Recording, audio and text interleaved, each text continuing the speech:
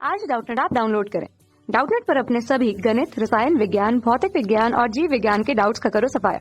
बस प्रश्न की फोटो खींचो, एक ही प्रश्न को क्रॉप करो और तुरंत वीडियो सोल्यूशन पाओ। अभी डाउनलोड करें। हेलो दोस्तों, इस प्रश्न में हमें पूछा गया है कि जब 36 से 30 अंश के कोण पर एक चिकने तल पर एक पतली धारावाही धात्विक छड़ क्षैतिज धरातल के समांतर रखी जाती है तो तल यहाँ पे ऊर्ध्वाधर दिशा में 0.15 टेस्ला के एक समान चुंबकीय क्षेत्र में स्थित है। तो धारा के किस मान के लिए छड़ स्थिर रह सकती है, यह हमें बताना है।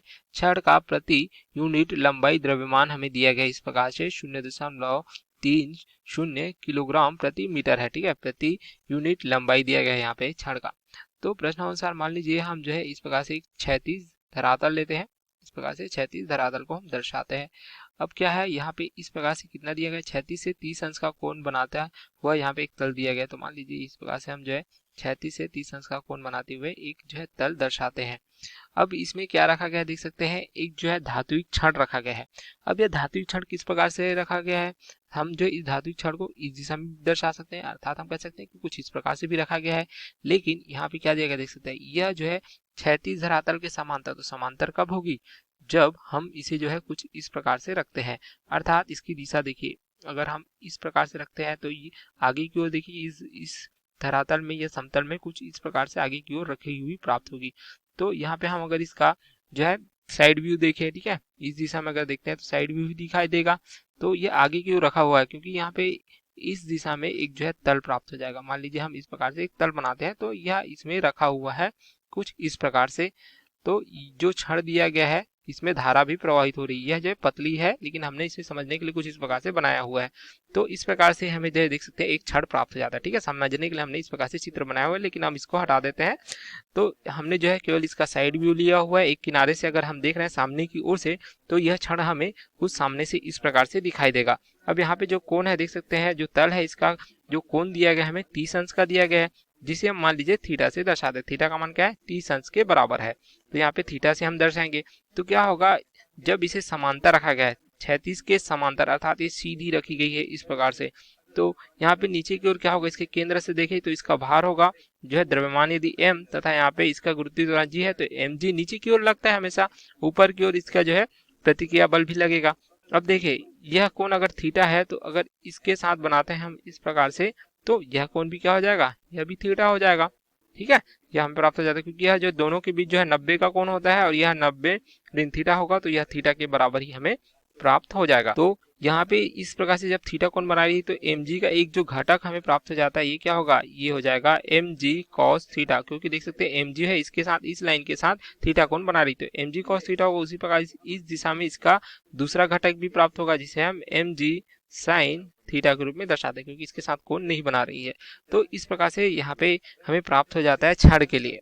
अब यहाँ पे क्या दिया गया, देख सकते हैं, इसके ऊर्ध्वाधर, देख सकते हैं, इसका जो तल है इसके ऊर्ध्वाधर क्या दिया गया है, 0.15 टेस्ला का एक समान चुंबकीय क्षेत्र। एक समान चुंबकीय क्षेत्र अर्थात जिसके प्रत्येक बिंदु पर चुंबकीय क्षेत्र की तीव्रता एक समान होती है। तो इस प्रकार से हमें ऊपर की ओर यहाँ पे चुंबकीय क्षेत्र दिया गया, प्रत्येक स्थान पर यहाँ पे ऊपर की ओर क्या होगा, चुंबकीय क्षेत्र होगा। इस प्रकार से चुंबकीय क्षेत्र की तीव्रता यदि हम b से दर्शाते हैं तो यह क्या दिया गया है, देखिए एक समान चुंबकीय क्षेत्र ऊर्ध्वाधर दिशा में ऊपर की ओर है, यह इस प्रकार से लग रही है। अब मान लीजिए यहाँ पे जो छड़ है इसमें हम इस प्रकार से जो छड़ दिया हमने, इसमें धारा अंदर की ओर प्रवाहित हो रही, धारा जिसका मान हमें ज्ञात करना है ये अंदर की ओर प्रवाहित होगी। तो इस पर जो चुंबकीय क्षेत्र B है, धारा I जो इस प्रकार से प्रवाहित हो रही, तो हम बाएं हाथ के नियम अनुसार फ्लेमिंग के इस पर लगने वाले बल की दिशा ज्ञात कर सकते हैं। यहाँ पे धारा की दिशा है ऊपर की ओर, चुंबकीय क्षेत्र, दोनों के बीच जो कोण है क्या है, 90 अंश का। यह 90 अंश है, इस प्रकार से दिखाई दे रहा है, लेकिन यह एक दूसरे के क्या है, लंबवत है। तो हमें बल प्राप्त होगा इस प्रकार से दाईं ओर प्राप्त हो जाता है, इस बल को F के रूप में दर्शाते हैं। तो इसके लंबवत क्या हो जाएगा, देख सकते हैं, बल हमें कुछ इस प्रकार से इस दिशा में प्राप्त होगा, इस बल को F से दर्शाते हैं। तो यह कोण देख सकते हैं कितने अंश का कोण है, यह समांतर रेखा, और यहाँ पे अगर सीधी रेखा खींचते हैं तो देखिए यह रेखा और यहाँ पे समांतर रेखा धरातल की, यह इसके बीच का कोण कितना था, थीटा था। जैसे तो अगर यह थीटा है तो यह कोण भी तो थीटा होगा, क्योंकि यह इसके समांतर है यह रेखा, और यह इस प्रकार से धरातल की समांतर है, तो यह थीटा हुआ। तो ये क्या हो जाएगा, थीटा कोण बनाने के कारण ये हो जाएगा F cos थीटा के रूप में। अब क्या दिया गया है प्रश्न में, देखिए कि हमें धारा जो प्रवाहित हो रही इसका मान ज्ञात करना है।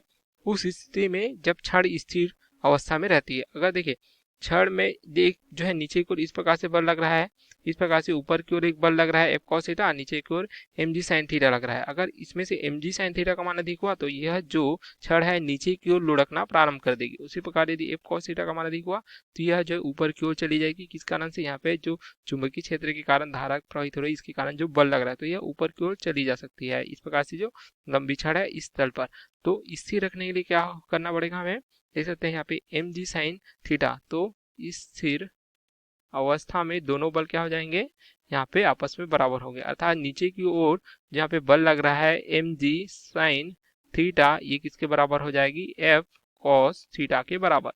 अब F यहाँ पे बल है, तो किसी चुंबकीय क्षेत्र में जो लगने वाला बल होता है जिसमें धारा प्रवाहित होती है, अगर उसकी लंबाई L है तो ये क्या हो जाता है? जो यहाँ पे छड़ है इसकी लंबाई यदि हमने L लिया हुआ है तो ये क्या हो जाता है? BIL sin थीटा के रूप में। ठीक है, जहाँ पे थीटा क्या दर्शाता है? उसकी लंबाई की दिशा अर्थात उसके तल का, और चुंबकीय क्षेत्र के साथ जो कोण बनता है उसको दर्शाता है। तो यहाँ पे हम θ1 से दर्शाते हैं। तो जो चुंबकीय क्षेत्र है और जो यहाँ पे लंबाई है किस दिशा में? जैसे हम धारा की दिशा भी ले सकते हैं, जैसे हम बताया कि B और I के बीच को जो कोण है 90 अंश का है, तो F बराबर क्या हो जाएगा? BIL sin 90 अंश का। ये थीटा मान नहीं है दोस्तों, यह θ1 है। यह किसके बीच का कोण है? चुंबकीय क्षेत्र और यहाँ पे जो चालक छड़ है इसमें जो धारा प्रवाहित हो रही इसके बीच का कोण है, तो यह 90 अंश का है। तो इस प्रकार से होगा, तो जो लगने वाला बल है क्या हो जाएगा? BIL के रूप में होगा। I जो धारा है, ठीक है, तो यहाँ पे हो जाएगा mg sin, यहाँ पे थीटा का मान रख देंगे। देख सकते जैसे हमने बताया था प्रश्न में दिया गया है थीटा का मान 30 अंश दिया गया है इस तल का। ठीक है, तो यहाँ पे साइन 30 अंश होगा, F का मान रख देंगे तो BIL के बराबर। उसी प्रकार cos यहाँ पे थीटा है तो थीटा का मान भी रख देंगे यहाँ पे 30 अंश के रूप में। तो यहाँ से हमें I का मान ज्ञात करना है, तो I बराबर क्या हो जाएगा? देख सकते हैं M गुणित G साइन 30 अंश का मान क्या होता है? साइन 30 अंश का मान 1/वर्गमूल 2 होता है। इस प्रकार से बटे ये हो जाएगा, यहाँ से देख सकते हैं BIL है तो यहाँ पे B गुणित ये हो जाएगा L, I हमने जो है ज्ञात करना है यहाँ पे। और cos 30 अंश का मान क्या हो जाता है? ये हो जाता है वर्गमूल 3/2 के बराबर। इस प्रकार से या हम इसे क्या लिख सकते हैं यहाँ पे और सरलतम रूप में देखिए तो I बराबर यहाँ पे हो जाएगा M/L।